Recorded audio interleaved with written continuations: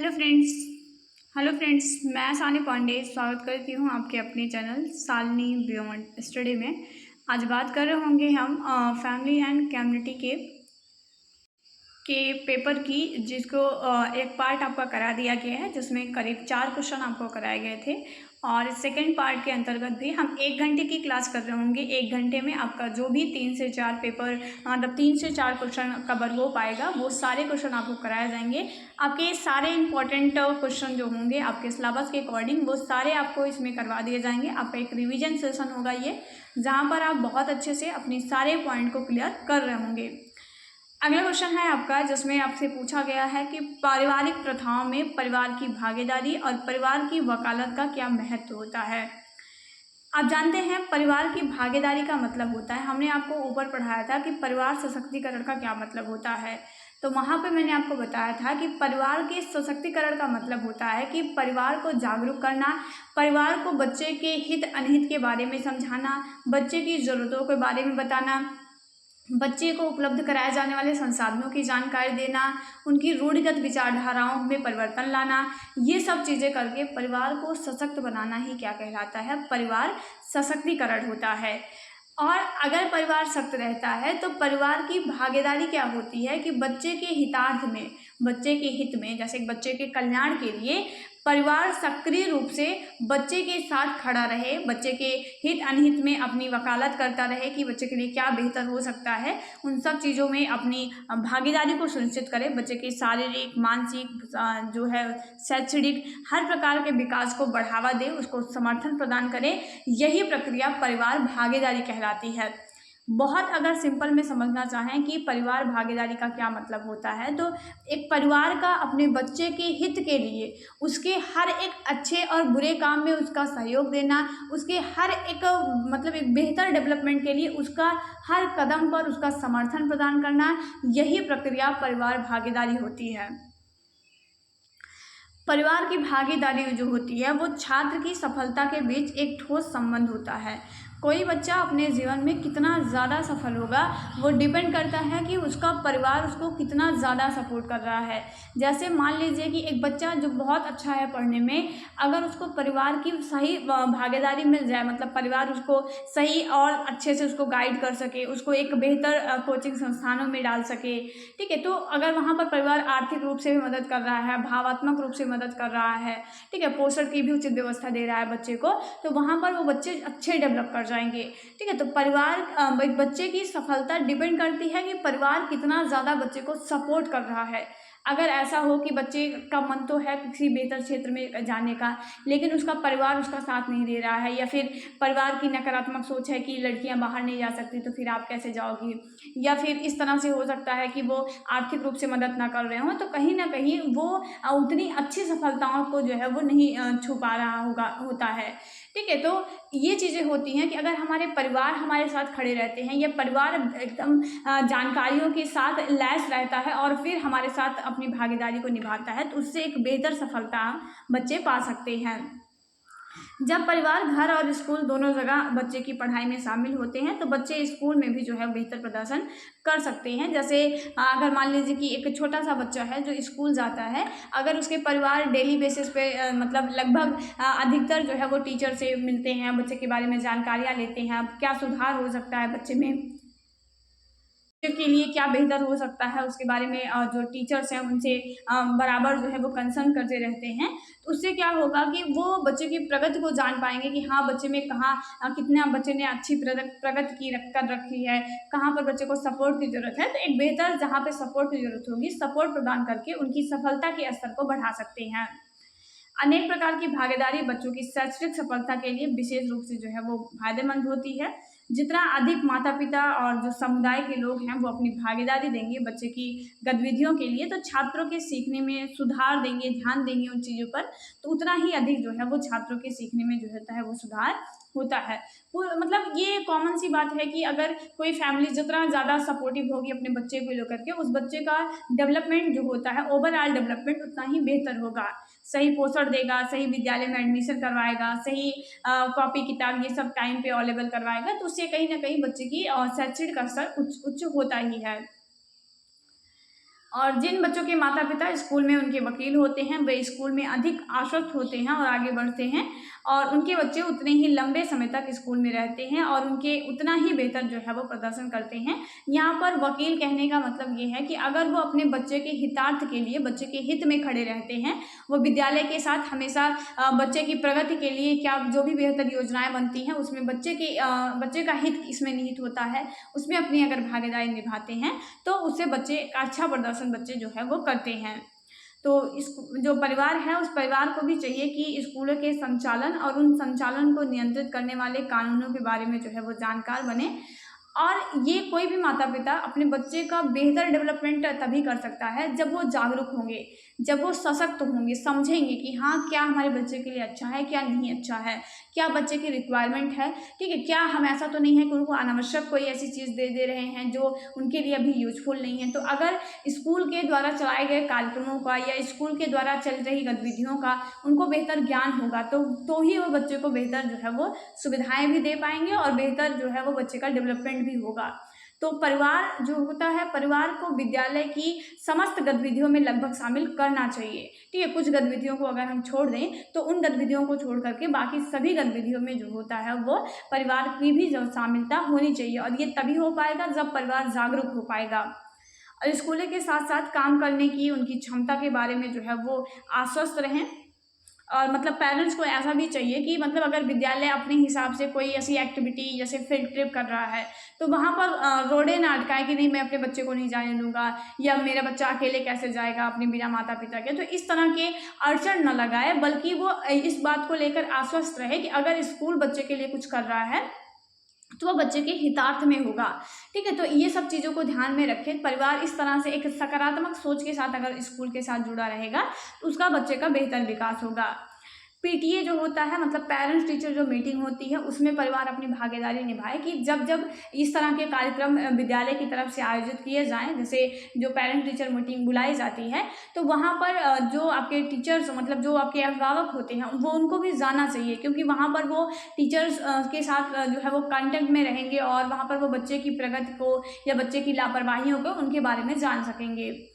सभी परिवार अपने बच्चों की सफलता में जो है वो योगदान दे सकते हैं। तो और वो भागीदारी के लिए मतलब अपनी भागीदारी को सुनिश्चित करने के लिए प्रधानाध्यापक, शिक्षकों और अभिभावकों को जो है यह विश्वास होना चाहिए कि मतलब अगर हम बात करते हैं कि कैसे एक विद्यालय जो है वो परिवार की भागीदारी को सुनिश्चित कर सकता है उसके बारे में बात करते हैं। तो जितने भी विद्यालय के कर्मचारी हैं उन सबको इस बात का मतलब इस बात को उनको समझना चाहिए कि परिवार भी एक महत्वपूर्ण भूमिका निभाता है बच्चे के डेवलपमेंट के लिए। तो हमें बाहर विद्यालय के समस्त गतिविधियों में जैसे शैक्षणिक गतिविधियों को अगर हम थोड़ा अवॉइड करें तो बाकी जितनी भी गतिविधियां होती हैं तो उन सभी गतिविधियों में परिवार अपनी भागीदारी को निभाए और परिवार भी बच्चे का हितार्थ कर सकता है, वो भी एक बेहतर बच्चे के हित में काम कर सकता है। ऐसा स्कूल प्रशासन को भी जो है वो ध्यान में रखना चाहिए। और प्रधानाध्यापकों और शिक्षकों को अभिभावकों की भागीदारी का जो समर्थन है वो करना चाहिए। माता पिता की भागीदारी को जो है वो प्राथमिकता बनाएं, क्योंकि एक बच्चे के विषय में माता पिता से ज़्यादा कोई नहीं जानता है, क्योंकि बच्चा मैक्सिमम टाइम उन्हीं के साथ रहता है। तो विद्यालयों को भी उनकी परिवार की भागीदारी को बढ़ाने के लिए कि हाँ परिवार अधिक से अधिक बच्चों को सपोर्ट कर पाए, उसके लिए ये चाहिए कि बच्चे के माता पिता जो हैं उनकी भी भागीदारी को प्राथमिकता दें, मतलब उनकी भी उपस्थिति को वो सम्मान करें और माता पिता की भागीदारी में आने वाली बाधाओं की पहचानना और उनको दूर करना चाहिए। कि अगर माता पिता मान लीजिए बच्चे के किसी भी पक्ष के बारे में उनको ज्ञान नहीं है या किसी भी समस्या के बारे में वो उसको कैसे है हैंडल कर सकते हैं, किस तरह से उसका समस्या समाधान हो सकता है, अगर उनको जानकारी नहीं है तो विद्यालय को चाहिए कि इस तरह की जानकारियों को माता पिता तक पहुँचाए ताकि वो एक बेहतर जागरूकता के साथ अपने बच्चे के हित में काम कर सके। और माता पिता समुदाय के सदस्यों के साथ निर्णय लेने की जो शक्तियां हैं उन शक्तियों को साझा करें। वर्ग और सांस्कृतिक मतभेदों को समझने के लिए जो है वो काम करना चाहिए। जो अलग अलग संस्कृतियां, अलग अलग वर्ग हमारे समाज में हैं, इनके प्रति एक सकारात्मक रवैया अपना सके, इसके लिए एक बेहतर जो सोच है वो डेवलप करने में मदद कर सकते हैं। तो इससे क्या होगा कि अगर स्कूल भी एक सकारात्मक रवैया रखेगा और माता पिता भी थोड़ा पॉजिटिव अपने आप को रखेंगे तो वो बच्चे के भागीदारी मतलब बच्चे के हित में एक बेहतर भागीदारी निभा सकते हैं। और जितना ज़्यादा सपोर्टिव स्कूल इन्वायरमेंट और फैमिली इन्वायरमेंट होगा उतना ही ज़्यादा बच्चे का डेवलपमेंट होगा। ठीक है। आप स्वयं जानते हैं कि अगर परिवार बेहतर सपोर्ट कर रहा हो और हमें विद्यालय से एक बेहतर नॉलेज मिल रही हो तो 100% बच्चे की प्रगति हो रही होगी वहाँ पर। तो सामुदायिक भागीदारी जो होती है वो भी एक बहुत महत्वपूर्ण होती है, क्योंकि वो सीखने को जो है वो विस्तारित रूप दे रही होती है, अनेक तरह के अवसर जो है होता है वो हमें प्रदान कर रही होती है। और परिवार की भागीदारी कार्यक्रम को मजबूत करने के लिए एक रूपरेखा प्रदान करती है। और माता पिता की भागीदारी और स्कूल सामुदायिक भागीदारी पर अग्रणी विशेषज्ञों के साथ काम करते हुए माता पिता परिवार की भागीदारी कार्यक्रमों के लिए अपने राष्ट्रीय मानकों का जो है वो आदन करें। तो इस तरह से अगर वो पूरी तरह से बच्चे के हित में अपना योगदान देते हैं तो उससे हम एक बेहतर जो है वो डेवलपमेंट बच्चे का कर सकते हैं। और मैंने परिवार सशक्तिकरण आपको बता ही दिया था। अब नेक्स्ट टॉपिक पर बढ़ रहे होंगे जहाँ पर हम पढ़ रहे होंगे। अगला प्रश्न है आपका, प्रथम शिक्षक के रूप में माता पिता और प्रथम विद्यालय के रूप में परिवार की भूमिकाएं क्या होती है। तो ये टॉपिक है हमारा जो कि हम पढ़ रहे होंगे। तो इसमें क्या है कि आपको जानना है कि प्रथम शिक्षक के रूप में माता पिता अपनी भूमिकाएं कैसे निभा सकते हैं। और एक घर होता है तो वो, क्योंकि बच्चा सबसे पहले कहाँ सीखता है तो अपने परिवार में ही सीखता है, तो परिवार बच्चे के लिए भी एक स्कूल की तरह ही होता है। तो अगर वो परिवार की क्या भूमिका है, विद्यालय के रूप में परिवार की क्या भूमिकाएं होती हैं, ठीक है, वो जो घर का इन्वायरमेंट है उनकी अपनी क्या भूमिकाएं होती हैं, उसके बारे में आपको जानना है। तो आप जानते हैं एक बच्चा सबसे पहले अपने जैसे जन्म बच्चे का जब होता है तो जन्म के बाद लगभग कुछ वर्षों तक, प्रारंभिक कुछ वर्षों तक बच्चा अपने परिवार के साथ ही रहता है, ठीक है। और परिवार में वो ज़्यादा क्लोज किसके साथ रहता है, अपने पेरेंट्स के साथ रहता है, और पेरेंट्स में भी अपनी मदर के साथ ज़्यादा क्लोज रहता है, ठीक है। इसीलिए माता को हम पहली शिक्षिका के रूप में जानते हैं और पेरेंट्स को हम एक शिक्षक के रूप में जानते हैं। यहाँ से दो तरह के प्रश्न बनेंगे। पहला आपसे पूछा जाता है कि अगर आपसे पूछा जाए कि बच्चे के पहले शिक्षक कौन होते हैं, ठीक है, अगर आपसे इस तरह से प्रश्न पूछा जाए कि बच्चे के पहले शिक्षक कौन होते हैं, जवाब होगा माता पिता। अगर आपसे पूछा जाए कि बच्चे की पहली शिक्षिका कौन होती हैं, जवाब होगा बच्चे की माँ, ठीक है। इस तरह के प्रश्नों को ध्यान रखेंगे। और माता पिता एक बच्चे के पहले शिक्षक होते हैं क्योंकि इस प्रारंभिक शिक्षा वो अपनी घर से ही जो है वो प्राप्त करता है, अपने पेरेंट्स से ही प्राप्त करता है। और जन्म के बाद सबसे पहले वो अपने माता पिता के संपर्क में ही आता है।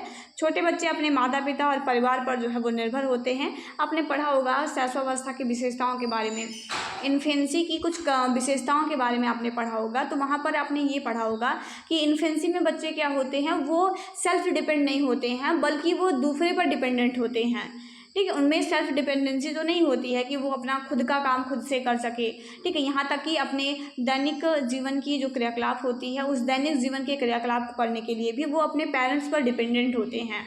तो पूरी तरह से माता पिता की मतलब जो बच्चे की निर्भरता होती है वो अपने माता पिता पर होती है, अपने परिवार पर होती है। और परिवार ही होता है जो छोटे बच्चे का पहला शिक्षक होता है, जो उसको सिखाता है। और माँ को हम प्राथमिक शिक्षिका के रूप में जो है वो मानते हैं। तो देखभाल करने वाले बच्चे के पहले शिक्षक होते हैं, जो देखभाल और सुरक्षा तथा मूलभूत जो कौशल होते हैं उनकी दिशा में मतलब उनको एक बेहतर दिशा जो है वो प्रदान कर रहे होते हैं। और इनका समर्थन करने वाला मस्तिष्क का विकास बच्चे के किंडरगार्टन में प्रवेश करने से पहले ही तेज़ी से हो जाता है। कि अगर एक बेहतर समर्थन बच्चे को इससे छोटी उम्र में मिले तो बच्चे कुछ ऐसी प्रॉपर चीज़ें, मतलब बहुत ज़्यादा तो नहीं लेकिन कुछ मूलभूत कौशल जो है वो अपने परिवार से सीख सकते हैं, और जिससे एक नींव स्थापित रहती है जिस पर जीवन पर जो प्रक्षेप के पथ जो है वो खुलते हैं। ये बहुत इंपॉर्टेंट है कि जैसे आप लोगों ने देखा होगा कि अगर छोटे बच्चे घर पर हों और उनको प्रारंभिक जब वो बहुत छोटे होते हैं, जैसे 3 साल के, 2 साल के या 4 साल के हैं, और उनको ऐसे कुछ नॉर्मल सी बातें जैसे फलों के नाम, फूलों के नाम, माता पिता के नाम या अपना एड्रेस, इस तरह की जो चीज़ें उनको बताई जाती हैं, तो जब वो अपनी प्रारंभिक कक्षाओं में जाते हैं, जैसे जब उनका एडमिशन करवाया जाता है फर्स्ट टाइम, तो वो जो नॉलेज उनको घर से मिलता है ना, तो वो उनके लिए एक नींव का काम करता है कि वो पहले से उनके पास कुछ ऐसा मटेरियल्स होता है। खाली स्लेट तो बच्चा कभी भी नहीं होता है, लेकिन जब उनको पेरेंट्स का एक बेहतर सपोर्ट मिल जाता है तो उससे क्या होता है कि मतलब अगर माता पिता कुछ एक प्रारंभिक शिक्षक के रूप में बच्चे को कुछ ऐसी मूलभूत कुछ चीज़ें सिखा देते हैं, तो वो बच्चे के लिए एक नींव का काम करती है, जो आगे की कक्षाओं में जब वो जाते हैं और वहाँ पर सीखते हैं तो वो बहुत आसानी तरीके से चीज़ों को सीख लेते हैं। बच्चों की शिक्षा में माता पिता की सबसे जो भूमिका होती है वो मतलब सबसे महत्वपूर्ण भूमिका जो होती है वो माता पिता की ही होती है। बच्चे की जो पहली पाठशाला होती है वो बच्चे का घर होता है और माता पिता जो होते हैं वो पहले शिक्षक होते हैं। यहाँ से डायरेक्ट क्वेश्चन पूछा गया है, आसान टॉपिक तो बहुत है, ये आपकी पूरी तरह से समझ पर डिपेंड कर रहा है। इसमें कुछ ऐसा बहुत ज़्यादा आपको जो है वो इन चीज़ों को याद करने की ज़रूरत नहीं पड़ेगी, लेकिन फिर भी हम आपसे कहेंगे कि ये चीज़ें आप ध्यान रखेंगे कि अगर आपसे पूछा जाए कि बच्चे की पहली पाठशाला कौन सी होती है तो वो आप ध्यान देंगे बच्चे का पहला वो घर होता है, पहली पाठशाला होती है। पहले शिक्षक कौन होते हैं, तो पहले शिक्षक बच्चे के कौन होते हैं, तो वो उनके माता पिता होते हैं। पहले शिक्षिका पूछा जाएगा तो वो उनकी मदर होती हैं। तो पारिवारिक माहौल में बच्चे के चरित्र निर्माण में माता पिता की अहम भूमिका होती है। जब कोई बच्चा को बेहतर जो है वो मान लीजिए कोई बच्चा ऐसा है जो गाली का इस्तेमाल कर रहा है, अपने शब्दों में वो गाली का इस्तेमाल कर रहा है, तो हम बेसिकली यही कहते हैं कि ये परिवार ही ऐसा है या परिवार के संस्कार ही ऐसे हैं जिस वजह से ये बच्चा इस तरह से बोल रहा है। तो बच्चे के चरित्र निर्माण में कि वो किस तरह से व्यवहार करेगा, क्या आचरण अच्छा है क्या नहीं अच्छा है, इन सब चीज़ों को सिखाने में भी परिवार की महती भूमिका होती है। और माता पिता की हर आदत का बच्चे अनुकरण करते हैं और माता पिता बच्चों के लिए एक आदर्श के रूप में होते हैं। जैसे जब बच्चा स्कूल जाता है तो वहाँ पर उसके टीचर उसके लिए एक आइडल का काम करते हैं, लेकिन जब तक बच्चा घर पर रहता है तो मतलब घर पर ही नहीं हम कह सकते हैं, पूरी लाइफ बच्चे के लिए उसके जो माता पिता होते हैं वो एक आदर्श के रूप में होते हैं।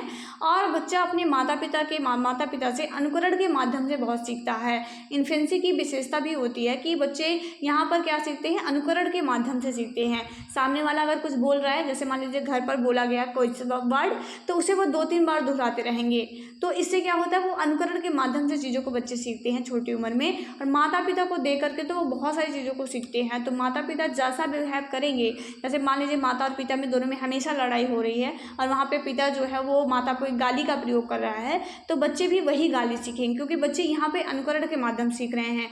इसीलिए आपने पढ़ा होगा कि आपने एक सिद्धांत भी पढ़ा होगा अल्बर्ट बंडूरा का, जो कि अल्बर्ट बंडूरा कहते हैं कि बच्चे वही देखते हैं, वही सीखते हैं जो वो देखते हैं। जैसा आप उनको, जैसा समाज उनको दिखाता है उसी तरीके से बच्चे सीख लेते हैं।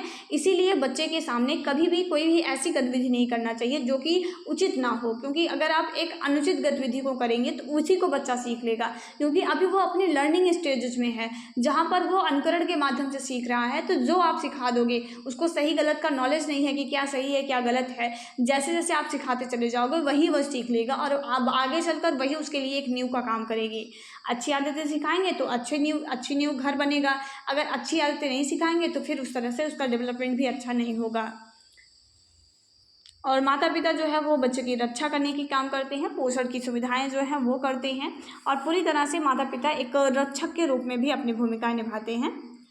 माता पिता बच्चे के समग्र विकास में एक महत्वपूर्ण भूमिका निभाते हैं। पेरेंटिंग के एक निरंतर विकसित होने की प्रक्रिया जो केवल बच्चे की बुनियादी पोषण संबंधी जरूरतें प्रदान करने तक सीमित नहीं होती है। मतलब पेरेंटिंग का सीधा ये मतलब नहीं होता है कि सिर्फ और सिर्फ बच्चे की जो ज़रूरतें हैं उन्हें पूरा कर दिया जाए, ये तो असंबंध वाली पेरेंटिंग हो जाएगी आपकी। तो ऐसा पेरेंटिंग का सिर्फ यही मतलब नहीं होता है कि वो सिर्फ बच्चे को पोषण उपलब्ध कराएं, बल्कि एक बेहतर बच्चे का डेवलपमेंट करें कि उसको चारित्रिक विकास, भावनात्मक विकास, शारीरिक विकास, ठीक है, बौद्धिक विकास, इन सभी के डेवलपमेंट में अपनी भूमिकाएं निभाएं। तो वो परिवार का कर्तव्य होता है। एक अच्छे माता पिता स्कूल और उसके बाहर बच्चे की सफलता के लिए आवश्यक जो संज्ञानात्मक और सामाजिक कौशल के विकास के लिए एक महत्वपूर्ण आधार के रूप में काम करते हैं। माँ पहले शिक्षिका होती है जो अच्छी आदतों का जो है वो अच्छी आदतों के लिए हमें प्रोत्साहित करती है और समस्या समाधान में मार्गदर्शन जो है वो भी आपकी प्रदान करती है और शिक्षा के प्रति एक सकारात्मक दृष्टिकोण को जो है वो बढ़ावा देती है कि जो शिक्षा है उस एजुकेशन के प्रति अगर बच्चे को एक बेहतर परिवार से अटैचमेंट मिल रहा होगा कि वो उसको प्यार दुलार पोषण, ठीक है, ये बेहतर मिल रहा होगा, समर्थन बेहतर मिल रहा होगा, तो वो कहीं ना कहीं एक बेहतर तरीके से डेवलप होगा। तो बच्चे के लिए एक सकारात्मक दृष्टिकोण को उत्पन्न करने में, समाज को देखने का नज़रिया बच्चे का बेहतर करने में, वो भी परिवार के ऊपर डिपेंड करता है।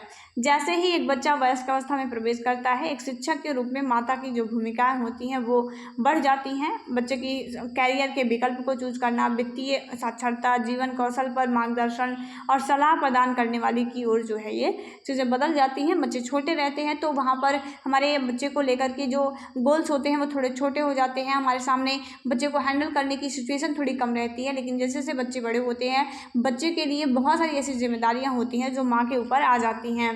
और ऐसे कई बच्चों की पहचान की गई है कि अगर जिनके माता पिता जो है वो बहुत ज़्यादा सपोर्टिव हैं, ठीक है, आप तो वहाँ पर क्या होता है कि बच्चे का भी बेहतर विकास होता है। आप लोगों ने एक सिद्धांत पढ़ा होगा जॉन बॉल्बी का, ठीक है, जॉन बॉल्बी का आप लोगों ने एक सिद्धांत पढ़ा होगा जो अटैचमेंट की बात करते हैं कि अगर कोई बच्चा ऐसा है जिसके माता पिता से उसको एक बेहतर अटैचमेंट मिल रहा है, अटैचमेंट का मतलब है कि उसका जुड़ाव बेहतर है अपने माता पिता से, प्यार दुलार पोषण ये सब चीज़ें उसको बेहतर मिल रही हैं अपने माता पिता से, तो वो बच्चे का बेहतर डेवलपमेंट होगा। अगर कोई ऐसा बच्चा है जिसका अटैचमेंट अपने फैमिली मेम्बर से या खास करके अपनी माँ से जो है वो कम होता है, तो वहाँ पर बच्चे में नकारात्मकता भी होती है और बच्चे को एक सकारात्मक माहौल में भी जो है वो बहुत मतलब दिक्कतें हो जाती हैं। फिर बच्चे को जितना अच्छा माता पिता सहयोग दे रहे होंगे उतना ही बेहतर डेवलप करेगा बच्चा। और सुरक्षित और भरोसेमंद जो अटैचमेंट है उसको विकसित करने में जो है वो मदद करते हैं। मूल्य और नैतिकता को विकसित करने में माता पिता पहले शिक्षक होते हैं, हमें मूल्य जो वैल्यू एजुकेशन है उसको सिखाने में मदद करते हैं, क्या नैतिकता क्या है उसको बताने में मदद करते हैं। जो अनेक तरह के जो सामाजिक गुण हैं जैसे सम्मान हो गया, दया है, ईमानदारी है, साहस है, दृढ़ता है, आत्म अनुशासन है, करुणा है, तो इन सही तरह के जो मूल्य होते हैं वो बच्चे घर से ही सीखते हैं। अगर परिवार दयालु है, परिवार के सदस्य बहुत दयालु हैं, ईमानदारी के साथ अपने काम करते हैं, क्योंकि बच्चे उन्हीं को देख करके सीखते हैं। और अगर परिवार इन सब आदतों को बच्चे के अंदर विकसित करता है तो फिर वो आगे चलकर बच्चे का एक बेहतर डेवलपमेंट होगा। बच्चे की जो प्रारंभिक साक्षरता है, ठीक है, आप आगे मैं आपको बताऊंगी, यहाँ पर थोड़ा समझेंगे। जैसे आप FLN कहते हैं, फाउंडेशनल लिटरेसी एंड न्यूमरेसी कहते हैं, तो ऐसे फाउंडेशनल लिटरेसी एंड न्यूमरेसी को भी बच्चे के अंदर विकसित करने में माता पिता एक महत्वपूर्ण भूमिका निभाते हैं। उसके अगर हम बात करते हैं तो जैसे बुनियादी जो कौशल हैं, बुनियादी कौशल का मतलब है कि जैसे जोड़ घटाव गुणा भाग, फलों के नाम फूलों के नाम, या फिर जो है वो दैनिक जीवन में चीज़ों को थोड़ा मैनेज करना, ये सब चीज़ें हमारे परिवार ही सिखाता है।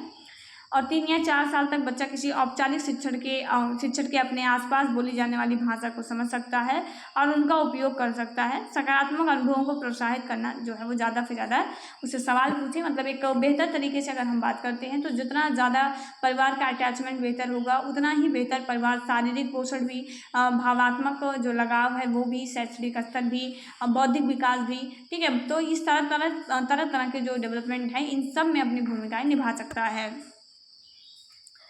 उसके बाद आपका अगला टॉपिक है IFSP और IPs के बारे में। हमने एक वीडियो बना रखा है IFSP पे और IPs पे, मैं उसका लिंक आपको डिस्क्रिप्शन में दे दूँगी, तो फिर आप वहाँ से ये चीज़ें पढ़ लीजिएगा। सेम ही चीज़ें हैं, ठीक है, सेम ही PDF से मैंने पढ़ा भी रखा है उसमें, तो आप वो चीज़ें पढ़ लेंगे, ठीक है। IFSP क्योंकि अगर इस वीडियो में भी मैं आपको बताऊँ तो वो मतलब टाइम वेस्ट हो जाएगा, क्योंकि वहाँ पर ऑलरेडी एक वीडियो बना दिया गया है, तो आप उसका लिंक मैं आपको डिस्क्रिप्शन में दे रही हूँ, आप उसको एक बार ज़रूर पढ़ लेंगे। सेम ही चीज़ें हैं, आपको कोई भी प्रॉब्लम नहीं होगी समझने में। चलिए मैं एक कॉन्सेप्ट आपको यहाँ पर ज़रूर समझा दे रही हूँ। आप लोग कई बार पढ़ते होंगे, ये आपको इंक्लूजन में भी काम देगा और साथ ही साथ आगे जब आप मेरे साथ और सारे टॉपिक्स पढ़ रहे होंगे तो उन टॉपिक्स को भी समझने में आपको जो है वो हेल्प कर रहा होगा। 2 वर्ड होते हैं, एक होता है इक्विटी, एक होता है इक्वालिटी। दोनों का क्या डिफरेंस होता है वो आपको समझना है। कई बार आपसे एग्जाम में पूछा जाता है क्या समता और समानता दोनों एक ही वर्ड होता है, मतलब दोनों के एक ही मतलब होते हैं। तो जब आपको डिफरेंस पता होगा तो आप समझ पाएंगे कि नहीं दोनों एक, तो ये वर्ड के मतलब आप समझ लेंगे, क्योंकि ये वर्ड जो है वो आपको बहुत बार जो है वो कंफ्यूज करेंगे और बहुत ज़्यादा जगह ये जो है उपयोग होते हैं। तो समता मतलब होता है इक्विटी। इक्विटी का मतलब होता है जब आप निष्पक्षता एवं न्याय से संबद्ध होकर के जब आप कोई निर्णय लेते हैं, जब आप किसी बच्चे के लिए कोई उचित काम कर रहे हों लेकिन उसमें आप निष्पक्षता और न्याय जो है वो अपना रहे हों, एक तर्कपूर्ण तरीके से जो है वो आप बच्चे के हित के लिए काम कर रहे हों, तो वो आपका समता कहलाता है। और इसका मतलब क्या है कि जैसे मैं बहुत बार आप एग्जाम्पल देखते होंगे कि जैसे मान लीजिए ये 2 बच्चे हैं और इन 2 बच्चों को जो है वो 10-10 रुपये की, मतलब किसी मार्केट में जाने के लिए, वहाँ पे किसी सामान को लेने के लिए उनको 10 रुपये की नीड होती है। मान लीजिए एक पेन लेने के लिए जो कि 10 रुपये का आता है, तो वो पेन लेने की ज़रूरत है और इस बच्चे के पास मान लीजिए कि 1 भी रुपये नहीं है, आप ऐसा समझ सकते हैं, मान लीजिए इस बच्चे के पास एक भी रुपये नहीं है, इसके पास कुछ भी नहीं है, 0 रुपये भी है और इसके पास 2 रुपये है। तो अगर हम समता अपनाएंगे ना, तो वहाँ पर हम तर्कपूर्ण तरीके से ये सोचेंगे कि आखिर इसके पास 2 रुपये हैं तो इसको कितने रुपये एक्स्ट्रा और चाहिए। यहाँ पर हम देखेंगे कि इस बेचारे के पास एक भी रुपये नहीं है, तो फिर हम इसको कितना रुपये दे दें कि ताकि ये इस 10 रुपये के पेन को खरीद सके। तो इस तरह से एक निष्पक्ष रूप से देखा जाता है, ये कोई भेदभाव नहीं होता है किसी बच्चे के साथ, निष्पक्षता होती है और इसमें तर्कपूर्ण तरीके से अपनी समझ का प्रयोग किया जाता है और उसके आधार पर बच्चे की ज़रूरतों को फुलफिल किया जाता है। तो जैसे इस बच्चे को एक भी रुपये नहीं है आपके फर्स्ट वाले बच्चे के लिए पास, तो इसको हम 10 रुपये प्रदान कर देंगे और साथ ही साथ जो दूसरा बच्चा है जिसके पास ऑलरेडी 2 रुपये थे, इसको हम 8 ही देंगे। हमने कोई इसके साथ कोई भेदभाव नहीं किया किसी बच्चे के साथ, बस हमने तर्कपूर्ण तरीके से ये चीज़ें देखी हैं कि जिसको जितने रिक्वायरमेंट है उतनी चीज़ें उसको प्रोवाइड करवा रहे हैं, एक्स्ट्रा हम किसी को नहीं दे रहे हैं। ना तो हमने इसको 1 रुपये भी एक्स्ट्रा दिया है, ना तो हमने इसको 1 रुपये एक्स्ट्रा दिया है, दोनों को दिया जरूर दिया है, लेकिन वहाँ पर तर्कपूर्ण तरीके से तर्क लगा करके दिया गया है कि आखिर किसको कितनी ज़रूरत है। जैसे एक परिवार होता है तो एक परिवार में हर सदस्य जो है उनकी एज अलग अलग होती है और उनकी भूख प्यास ये सब भी अलग होती है। कोई घर में 2 रोटी खाने वाला है तो कोई 4 खाने वाला है, तो अगर हम किसी को जो 2 रोटी खाता है उसको 4 रोटी दे देंगे तो उसका क्या मतलब है, वो 2 तो वेस्ट हो जाएगी। इसी वजह से समता अपनाई जाती है कि जो जितना खा सकता है, जिसकी जितनी रिक्वायरमेंट है उसको उस हिसाब से हम दे दें, तो वो होता है समता। उसके बाद अगला वर्ड है आपका समानता। समानता जो होती है वो तर्कपूर्ण तरीके से नहीं सोचती है, वो सभी को समान अवसर देने की बात करती है। उसके लिए सारे लोग एक जैसे हैं, उनकी ज़रूरतें क्या है वो उतना ज़्यादा मैटर नहीं कर रही हैं। हम निष्पक्षता से किसी के साथ कोई भेदभाव नहीं करेंगे, सबको समान रूप से देंगे, इस पर काम करती है आपकी जो इक्वालिटी होती है वो। तो समानता का मतलब होता है जब हम ज़रूरतों का ध्यान न रखें लेकिन हम सभी को समान रूप से दें। हम कोई भेदभाव नहीं कर रहे हैं, लेकिन हम जिसको जितनी ज़रूरत है उस हिसाब से नहीं दे रहे हैं।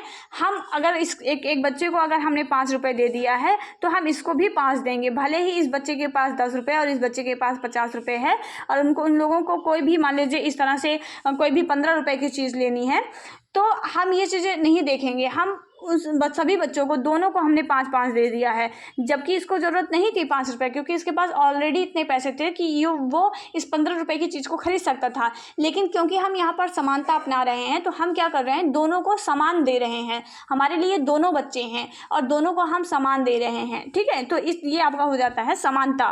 तो समानता का मतलब है जब हम समान रूप से दें, हमारे लिए कुछ मैटर नहीं है, बस हमारे लिए अगर हम किसी को 1 आम दे रहे हैं तो हम दूसरे बच्चों को भी 1 देंगे, किसी को हम 4 दे रहे हैं तो दूसरे को भी 4 देंगे, भले वो खा पाए ना खा पाए उसके ऊपर डिपेंड है, बस हम कोई भेदभाव नहीं करेंगे। और समता में क्या कहा जाता है कि आप उतना ही दीजिए जितनी उसकी रिक्वायरमेंट है, ज़्यादा देने की ज़रूरत नहीं है। तो ये दोनों में डिफरेंस होता है, बाकी आप इन सारे डिफरेंस को पढ़ लेंगे, ठीक है। आप स्क्रीनशॉट भी ले सकते हैं, ये बहुत इंपॉर्टेंट है आपका, क्योंकि यहाँ से हो सकता है कि समता और समानता में क्या अंतर होता है, आपसे डायरेक्ट क्वेश्चन पूछ ले, ठीक है। तो ये चीज़ें हैं जिन्हें आप ध्यान रखेंगे। उसके बाद नेक्स्ट टॉपिक पढ़ रहे होंगे, अगला है आपका छोटे बच्चों में आधारभूत और साक्षरता विकसित करने में परिवार की क्या भूमिका होती है। मतलब आपसे पूछा जा रहा है कि जो छोटे बच्चे होते हैं तो जो उनमें प्रारंभिक साक्षरता होती है, जैसे आप FLN कहते हैं, फाउंडेशनल लिटरेसी एंड न्यूमरेसी कहते हैं, तो ऐसे बच्चों में विकसित करने में, बच्चे की फाउंडेशनल लिटरेसी को विकसित करने में परिवार की क्या भूमिकाएँ होती हैं वो आपको जानना है। तो सबसे पहले आपको यही समझना है कि प्रारंभिक साक्षरता का मतलब क्या होता है। तो प्रारंभिक साक्षरता से हमारा मतलब होता है उन कौशलों के विकास से जिन्हें सीखने से पढ़ने के लिए, पढ़ने से सीखने के लिए आवश्यकता होती है। मतलब प्रारंभिक साक्षरता का मतलब है बच्चे को वो सारे कौशल सिखा देना जिससे वो चीज़ों को पढ़ सके और पढ़ करके चीज़ों को समझ सके, ठीक है। बहुत ज़्यादा हाई लेवल की चीज़ें हम प्रारंभिक साक्षरता में नहीं सिखाते हैं। प्रारंभिक साक्षरता लिखा है ना, मतलब मूलभूत चीज़ें सिखाएंगे, जोड़ना, घटाना, गुणा करना, भाग करना, सन्निकटन, ठीक है, ये सब चीज़ें हम वहाँ पर सिखाते हैं। और ये जैसे फलों के नाम, फूलों के नाम, या आसपास के इन्वायरमेंट में पक्षियों के बारे में, या जो है वो भोजन के बारे में, इस तरह से कुछ चीज़ों को हम यहाँ पर सिखाते हैं। और यहाँ इन कौशलों में शब्दावली बच्चे की जो है वो विकसित की जाती है। अलग अलग जो ध्वनियाँ हैं, जैसे का वर्ग है, चा वर्ग है, टा वर्ग है, पा वर्ग है, जो स्वर हैं इन सब की अलग अलग ध्वनियों की पहचान करना सिखाते हैं। जैसे हम छोटे बच्चों को क्या सिखाते हैं, उससे पूछते हैं ना कि बेटा ये क्या लिखा है। तो यही सब चीज़ें बच्चे को सिखाना कि ताकि वो इन सब छोटे जो ध्वनियाँ हैं इनकी पहचान कर सके कि अगर पाप बोला जा रहा है तो उसको कैसे लिखा जाएगा, कैसे उसको बोला जाएगा, ये सब चीज़ें वो सीख सके। कुछ फलों के नाम, फूलों के नाम, उसकी जो वोकैब है वो थोड़ी बहुत हो सके। और भाषा और संज्ञात्मक जो ज्ञान है वो आपका शामिल होता है किसमें, प्रारंभिक साक्षरता में, कि बच्चे भाषा का जो है वो प्रयोग कर पाए व्यवहारिक रूप में, जैसे बोला जाता है तो वो प्रॉपर तरीके से थोड़ा बोल सके। और जो संख्याओं का ज्ञान है, ठीक है, न्यूमरेसी जो है उसको भी सीख सके, जोड़ घटाव गुणा भाग, ये सब चीज़ें सीख सके। तो यही सब चीज़ें आपकी प्रारंभिक साक्षरता में आती हैं। आपसे एक बार क्वेश्चन पूछा गया था कि क्या अंतर्राष्ट्रीय जो संस्थानें होती हैं या अंतर्राष्ट्रीय जो न्यूज़ होती है, समाचार होता है, उसकी ज्ञान बच्चे में को प्रारंभिक साक्षरता में दिया जाता है। तो वहाँ पर आपको ये ध्यान रखना है कि प्रारंभिक साक्षरता मतलब सिर्फ बुनियादी साक्षरता, जैसे आप ऐसे ध्यान रख लीजिएगा कि जैसे हम 1 से लेकर के 3 क्लास तक के बच्चे को जो बुनियादी ज्ञान देते हैं, वहाँ पर हम कितना सिखाते हैं, ऐसे कभी हासिल वाला जोड़ सिखा दिया, नहीं तो ऐसे नॉर्मल जोड़ सिखा दिया, या फिर जो अगर हम बात करते हैं तो कुछ ऐसे बहुत सिंपल जो आपके मल्टीपल्स होते हैं या बहुत सिंपल जो होते हैं आपके डिविजन्स होते हैं, वो हम यहाँ पर सिखाते हैं। कुछ शब्द का इस्तेमाल करना उनको बच्चों को बताते हैं, कैसे उठना बैठना है वो चीज़ें हम बच्चों को सिखाते हैं, ये सब चीज़ें सिखाई जाती हैं। तो ये सब नॉर्मल जो चीज़ें होती हैं जो बच्चे के लिए एक बेस का काम करती हैं, जो आगे चलकर जब अगली कक्षाओं में जाएगा तो वो वहाँ पर बच्चे का सीखना थोड़ा आसान हो जाएगा। तो वही बुनियादी साक्षरता होती है।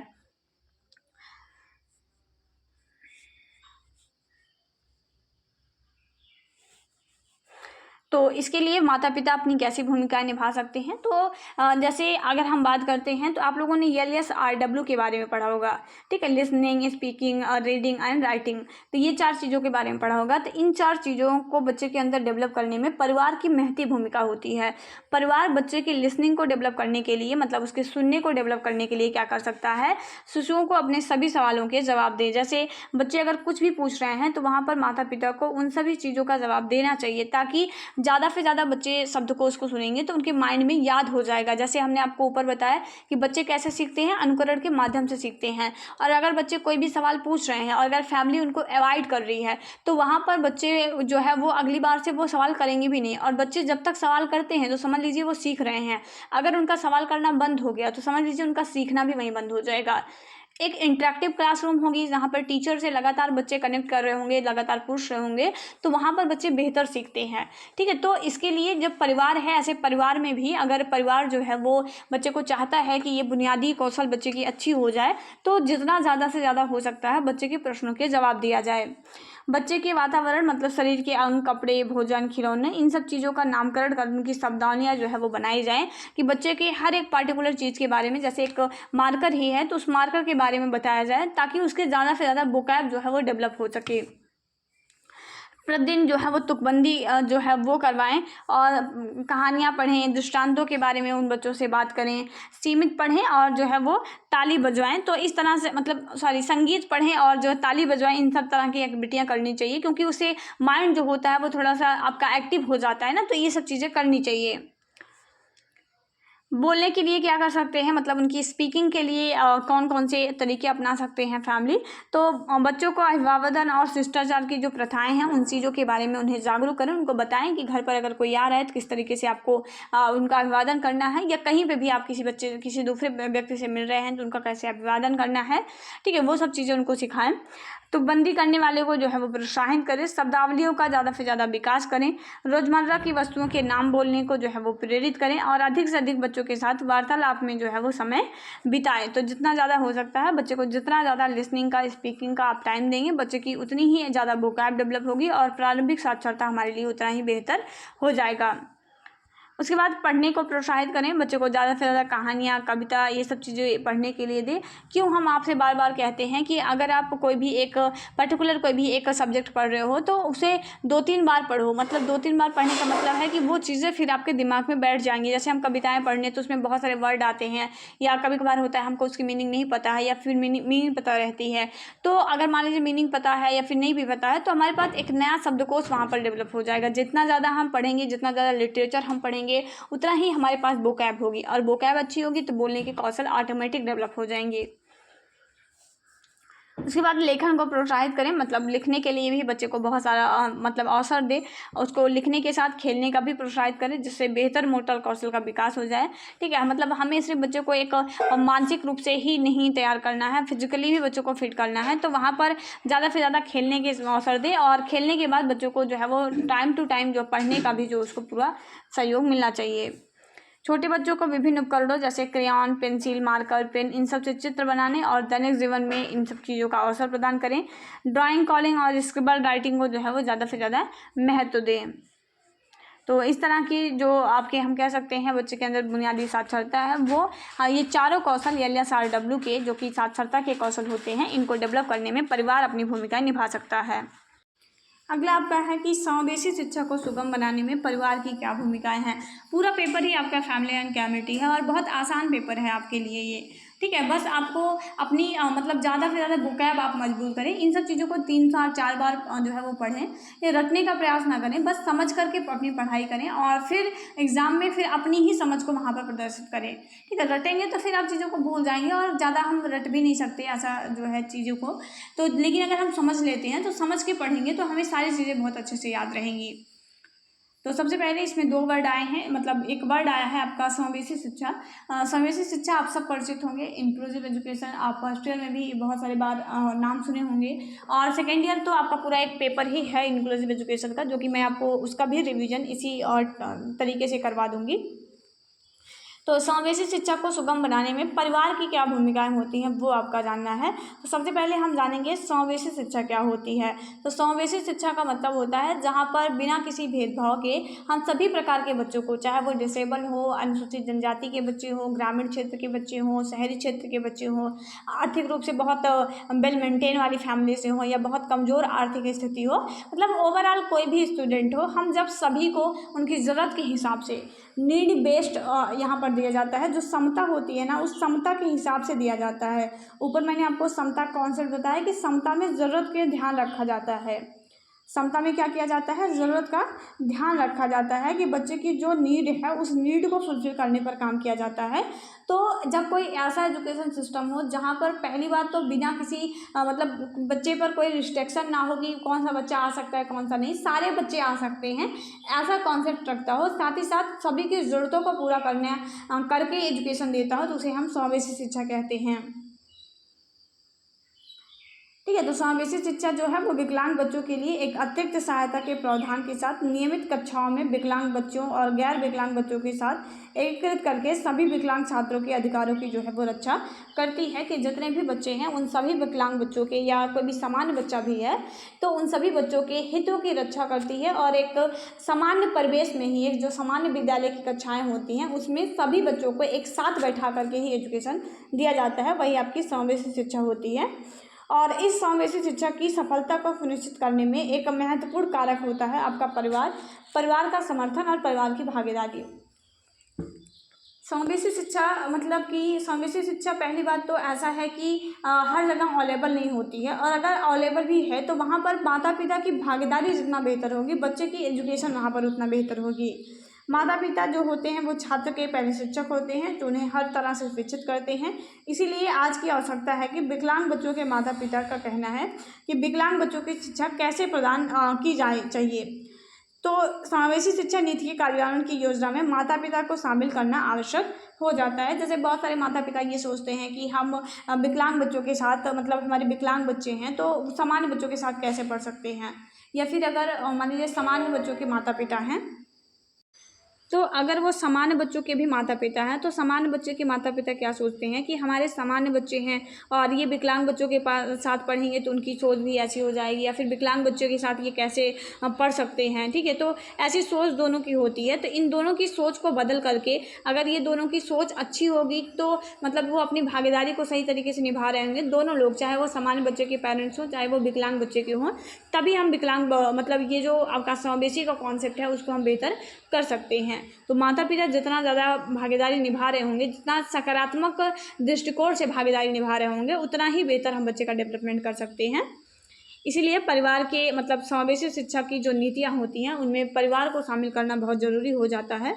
विकलांग बच्चों के परिवार के सदस्यों के पास अक्सर पेशेवरों को पढ़ाने के लिए बहुत कुछ होता है, क्योंकि उन्हें अपने बच्चे और उनकी विशेष हानि का गहरा ज्ञान होता है। जैसे परिवार होता है तो परिवार के बच्चे ज़्यादा समय अपने परिवार के साथ रहते हैं, और परिवार ही वो होता है जो ज़्यादा से ज़्यादा जानकारी अपने बच्चे के विषय में रखता है।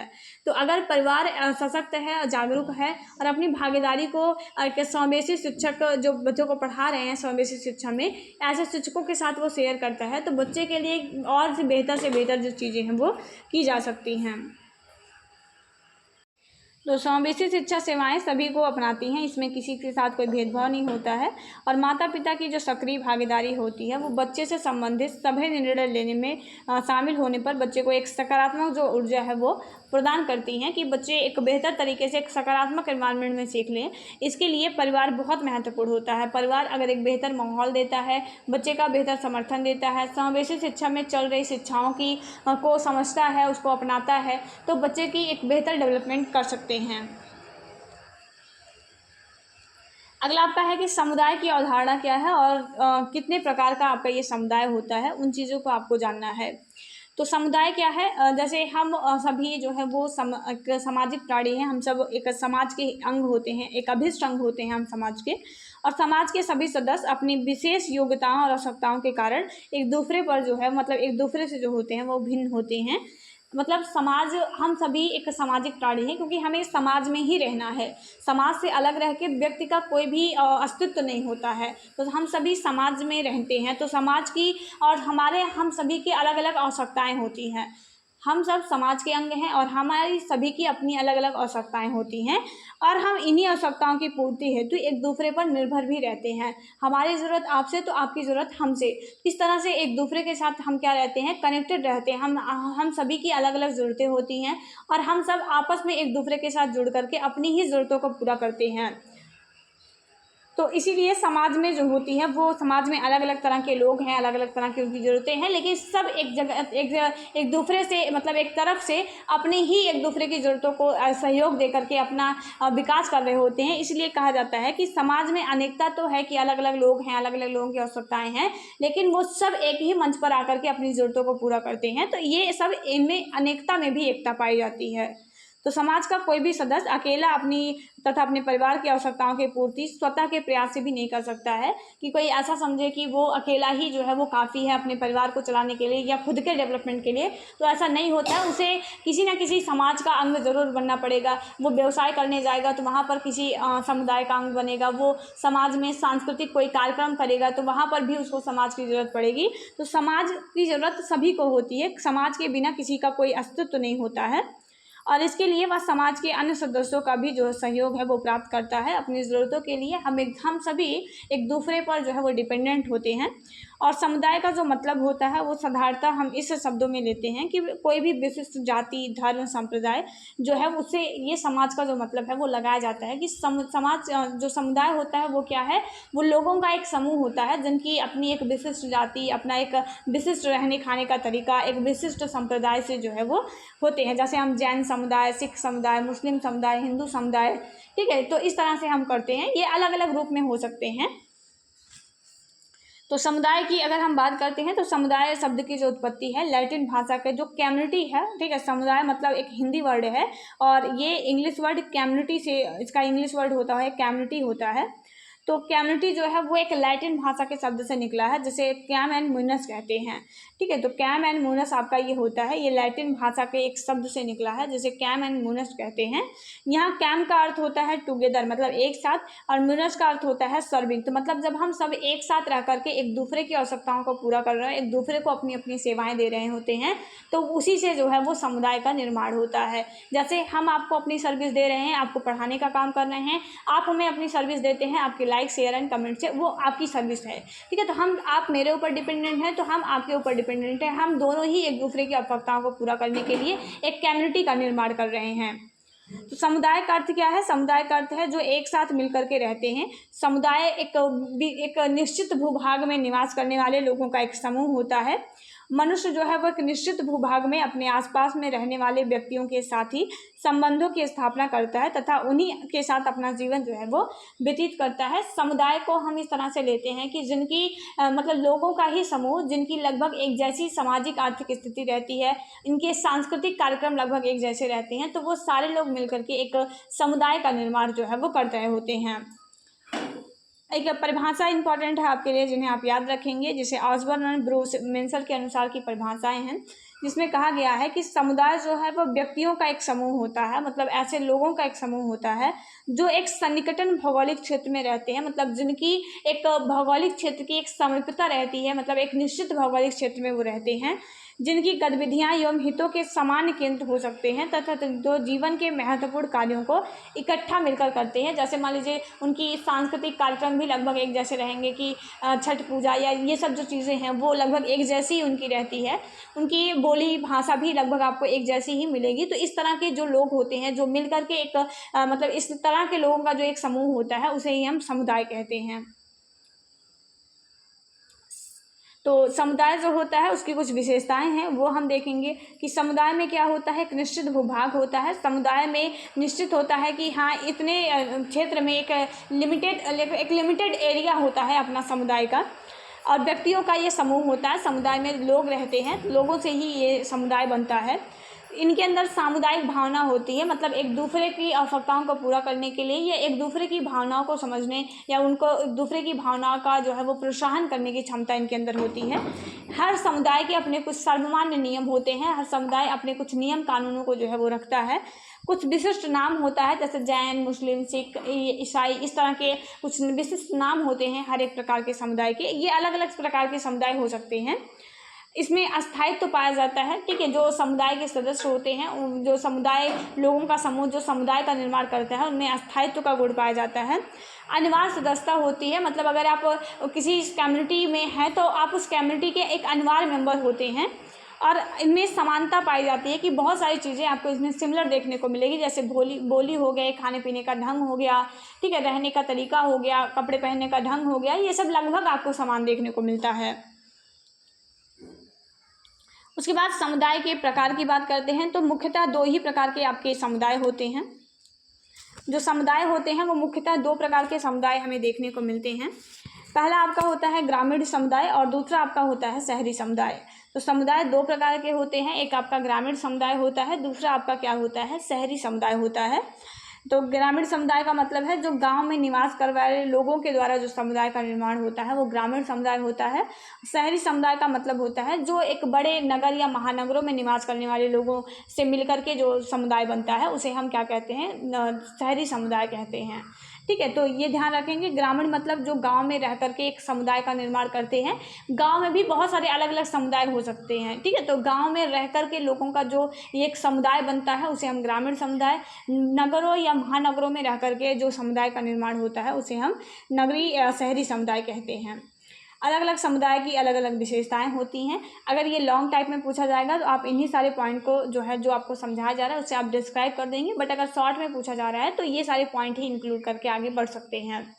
तो ग्रामीण समुदाय की विशेषताएं होती हैं, कुछ में कृषि व्यवस्था होती है। अधिकतर गांव के लोग लगभग जो हैं वो कृषि पर ही डिपेंडेंट होते हैं, बहुत सारी उनकी जीविका का जो साधन होता है वो कृषि होता है।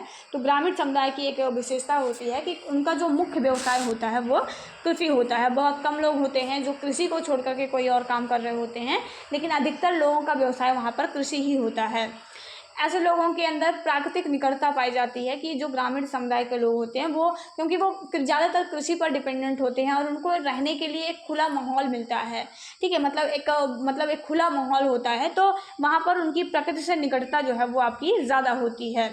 जातिवाद एवं धर्म को ये अधिक महत्व देते हैं, जैसे जातिपात आपको ज़्यादा ग्रामीण समुदाय में ही देखने को मिलेगा, ये शहरी समुदाय में उतना नहीं। मतलब जातिपात का ये जो भेदभाव है, ऊंच नीच का जो भेदभाव है, ये ग्रामीण समुदाय में ज़्यादा देखने को मिलता है। यहाँ पर संयुक्त परिवार आपको ज़्यादा देखने को मिलेंगे। मतलब ग्रामीण समुदाय की विशेषता होती है कि यहाँ पर ज़्यादा से ज़्यादा परिवारों को जोड़कर रखने का प्रयास किया जाता है और यहाँ पर बड़े परिवार, मतलब परिवार का जो आकार होता है वो बड़ा देखने को मिलता है, जो संयुक्त परिवार होता है वो देखने को मिलता है। इनके अंदर सभी सामुदायिक भावनाएं जो होती हैं वो परिवार की अंदर पाई जाती हैं। धर्म एवं परंपरागत बातों में ये अधिक विश्वास रखते हैं, किसी भी पर्टिकुलर धर्म को लेकर या किसी भी अपनी परंपराओं को लेकर के, चाहे वो अच्छी हो चाहे बुरी हो, वो सारी परंपराओं को ये ज़्यादा महत्व देते हैं। ठीक है, तो जैसे जादू टोना, इन सब में ज़्यादा जो विश्वास रखने वाले लोग होते हैं ये ग्रामीण समुदाय के लोग होते हैं। अगर हम बात कर रहे होंगे नगरीय समुदाय की, नगरीय समुदाय की क्या विशेषताएं होती हैं, तो जनसंख्याओं का यहाँ पर अधिक घनत्व होता है। देखिए, ग्रामीण समुदाय में क्या है कि वहाँ पर जनसंख्या आपको बहुत कम देखने को मिलेगी, मतलब ऐसा हम कह सकते हैं कि एक भूभाग बड़ा होगा, मतलब जगह ज़्यादा होगा, लेकिन लोग वहाँ पर कम रह रहे होंगे। जैसे यहाँ पर इक्के दुक्के लोग अपना मकान बना करके या इस तरह से रहते हैं। ठीक है, लेकिन शहरी समुदाय में क्या होता है कि जगह कम होती है लेकिन रहने वाले लोग बहुत होते हैं। जैसे मान लीजिए इतना ही एरिया है लेकिन वहाँ पर रहने वाले लोगों की संख्या बहुत ज़्यादा रहती है। तो इस तरह से होता है। गांव में एक खुला वातावरण मिलता है, जगह ज़्यादा होती है, लोग कम रहते हैं। जैसे एक घर हो गया, एक घर में 6 कमरे 7 कमरे होते हैं, तो वहाँ पर रहने वाले 2 से 4 लोग होते हैं। लेकिन शहर में क्या होता है कि शहर में एक बड़ा मतलब एक ही कमरा रहता है, लेकिन वहाँ पर रहने वाले 8-10 लोग एक ही कमरे में रह जाते हैं। तो एक बड़े भूभाग में ज़्यादा कम लोग रहते हैं ग्रामीण समुदाय में, लेकिन एक छोटे भूभाग में ज़्यादा लोग रहते हैं। वो आपके कहाँ रहते हैं? वो शहरी समुदाय में रहते हैं। ठीक है, तो विभिन्न संस्कृतियों का ये केंद्र होता है। यहाँ पर कोई एक संस्कृति नहीं होती है। शहरी समुदाय में अगर आप देखेंगे तो वो अलग अलग संस्कृतियाँ देखने को मिलेंगी। जैसे एक मान लीजिए एक मकान है ये, और इसी मकान में मान लीजिए ये अलग अलग रूम्स होते हैं। यहाँ पर अलग अलग धर्म के लोग निवास कर सकते हैं। यहाँ हिंदू भी रह सकता है, मुस्लिम भी रह सकता है, सिख भी रह सकता है। तो अलग अलग संस्कृतियों का केंद्र ये होता है। जबकि शहरी समुदाय में अगर ये एरिया है आपका, तो यहाँ पर रहने वाले जितने भी लोग होंगे उनकी लगभग सांस्कृतिक मान्यताएं लगभग एक जैसी ही रहती है, धर्म उनका लगभग एक जैसा ही होता है। अंधविश्वास में यहाँ पर कमी पाई जाती है। भूत प्रेत जादू टोना इन सब चीज़ों में ये जो शहरी समुदाय होता है वो कम विश्वास रहता है, ग्रामीण में ज़्यादा विश्वास होता है। यहाँ पर वर्ग अतिवाद होता है, मतलब अलग अलग वर्ग के लोग यहाँ पर आपको देखने को मिल जाएंगे। कोई ओबीसी है, तो कोई आपका जो है वो जनरल है, तो इस तरह SC ST है, तो अलग अलग वर्ग आपको एक साथ ही निवास करते हुए दिख जाएंगे। यहाँ पर श्रम विभाजन होता है। गांव में क्या होता है, मतलब जो ग्रामीण समुदाय होता है वहाँ पर क्या होता है कि वहाँ पर मतलब एक बड़े परिवार को चलाने वाला कोई एक ही बंदा होता है, या फिर घर में 1-2 लोग ही कमा रहे होते हैं, बाकी सब बैठकर खाने वाले होते हैं। लेकिन शहरों में क्या होता है कि सब के सब काम करने वाले होते हैं, और वहाँ पर बहुत कम लोग होते हैं जो बैठ करके खाने। जैसे छोटे बच्चे हैं तो वो भले ही वर्क ना करें, लेकिन जो अलग लोग होते हैं वो सब कुछ ना कुछ काम करके अपनी आजीविका का साधन जुटा रहे होते हैं। यहाँ पर ज़्यादातर एकाकी परिवार देखने को मिलता है, क्योंकि शहर में जो है एक बड़े परिवार को लेकर के उनका जीवन यापन करवाना संभव नहीं हो पाता है। इसी वजह से, क्योंकि वित्तीय जो संसाधन है वो ज़्यादा खर्च हो जाते हैं वहाँ पर। इसी वजह से क्या होता है कि एकाकी परिवार का कॉन्सेप्ट, मतलब पति पत्नी और उनके अविवाहित बच्चों वाला कॉन्सेप्ट शहरी समुदाय में ज़्यादा देखने को मिलता है। तो ये थी आपके कुछ समुदाय और समुदाय की विशेषताएं जिन्हें आप ध्यान रखेंगे।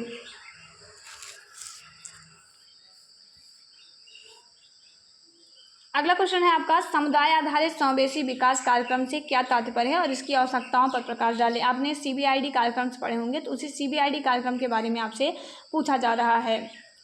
तो हमारे भारत में दिव्यांगता प्रशिक्षण कार्यक्रमों के संयुक्त विकास को समाहित करने के लिए 22 नवंबर 2018 को भारत सरकार और सामाजिक सेवा विभाग ऑस्ट्रेलिया सरकार के मध्य एक समझौता ज्ञापन पर हस्ताक्षर किए जाते हैं। क्या होता है कि मतलब दिव्यांगों के लिए क्या बेहतर किया जा सकता है, इसी के परिप्रेक्ष्य में 22 नवंबर 2018 को भारत सरकार, मतलब इंडियन गवर्नमेंट और जो ऑस्ट्रेलियन गवर्नमेंट है, इन दोनों के मध्य एक समझौता ज्ञापन पर हस्ताक्षर होता है। और उक्त समझौता ज्ञापन के अनुसरण में दिव्यांगजन सशक्तिकरण विभाग, सामाजिक न्याय और अधिकारिता मंत्रालय भारत सरकार ने इस क्षेत्र में मानव संसाधन विकास मंत्रालय के लिए Nossal Institute for Global Health Melbourne विश्वविद्यालय ऑस्ट्रेलिया के साथ मिलकर के WHO जो CBR दिशा निर्देश है 2010 के, इसके अनुरूप एक CBID जो कार्यक्रम है उसकी पहल की जाती है। कि WHO ने जो CBR के लिए अपने दिशा निर्देश दिए थे 2010 में, उसी को ध्यान में रखते हुए भारतीय सरकार और ऑस्ट्रेलिया के सरकार के मध्य एक हस्ताक्षर जो है वो एक समझौता ज्ञापन पर हस्ताक्षर किया जाता है। और उसी के बाद ये CBID जो कार्यक्रम जो है वो आपका लाया जाता है। CBID जो है मतलब कार्यक्रम के सह डिज़ाइन की जिम्मेदारी जो है वो RCI को सौंपी जाती है कि उसे पूरी तरह से डिज़ाइन करने का काम, कि किस तरह से ये कार्यक्रम आगे रेगुलेट किया जाएगा, उसकी पूरी जिम्मेदारी आपकी या किसकी होती है। तो RCI, जिसे आप रिहैबिलिटेशन काउंसिल ऑफ इंडिया कहते हैं, उसकी होती है। और जो आपका सीबीआईडी का जो मिशन होता है वो होता है कि जो आपका सीबीआईडी जो है उसका काम करने का एक तरीका है। सीबीआईडी जो है ये बेसिकली ऐसा कुछ मतलब एक दृष्टिकोण है किसी भी काम को करने का, जो यह सुनिश्चित करता है कि विकलांग व्यक्तियों का सम्मान किया जाए और उन्हें जीवन के सभी क्षेत्रों में समान आधार पर उनके समुदाय में जो है वो शामिल किया जाए। सीबीआईडी बस एक दृष्टिकोण है कि किस तरीके से आगे सीबीआर जैसे कार्यक्रमों को आगे बढ़ाया जाए, कैसे हम दिव्यांग बच्चों को बेहतर सम्मान दे सकते हैं, उनके जीवन के सारे क्षेत्रों को कैसे हम सुधार सकते हैं, कैसे हम उनको हर एक प्रकार के क्षेत्र में शामिल कर सकते हैं। इसी के लिए एक दृष्टिकोण विकसित किया गया था, काम करने का एक तरीका लाया गया था आपका सीबीआईडी जिसे हम कहते हैं। ये लोग केंद्रित, समुदाय संचालित और मानवाधिकार जो होता है उस पर आधारित होता है।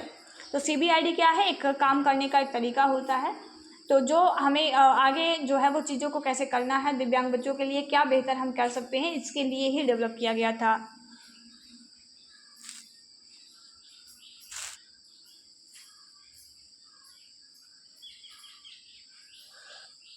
अगला सीबीआईडी जो आपका हम बात करते हैं, सीबीआईडी कार्यक्रम जो हैं इनकी क्या आवश्यकताएं होती हैं। तो सीबीआईडी एक दृष्टिकोण है जो स्थानीय समूहों और स्थानों के साथ मिलकर के सामुदायिक स्तर पर विकलांग बच्चों के ज़रूरतों में मतलब विकलांग बच्चों के जीवन में बदलाव लाने का काम करता है।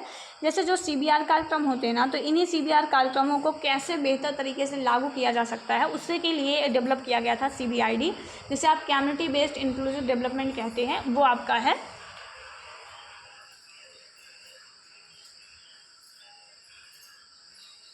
जो यह दृष्टिकोण है यह बच्चों की पहचान करके और उनको अलग अलग श्रेणियों में उनकी विविधताओं का सम्मान करने पर आधारित है।